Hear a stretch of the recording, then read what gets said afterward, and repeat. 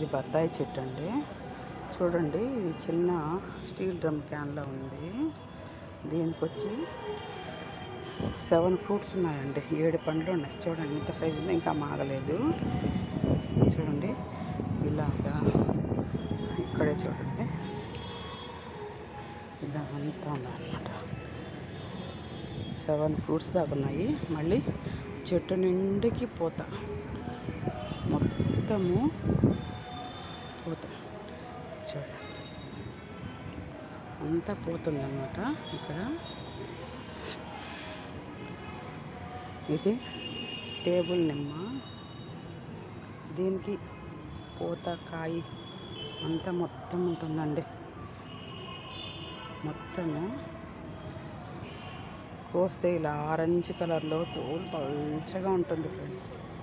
చాలా పల్చగా ఉంటుంది తోలు, పుల్లగా ఉంటుంది. ఇది మాది ముద్దనందివర్ధనము. ఫుల్కి బ్లూమింగ్స్ వస్తుంది, కానీ ఫ్లవరింగ్ మాత్రం ఇచ్చుకోవడం లేదు. ఎండలకి ఏమో తెలియదు, కుండి సరిపోవడం లేదు, తెలియడం లేదు. మొత్తం అంతా ఇలా వాడిపోతున్నాయండి. అది ఏం చేయాలి, మీకు ఎవరికైనా తెలిస్తే చెప్పండి. ఇది నిమ్మ జాతికి సంబంధించిందే. ఇప్పుడిప్పుడే పూత వస్తుంది దీనికి. ఇదొకటి.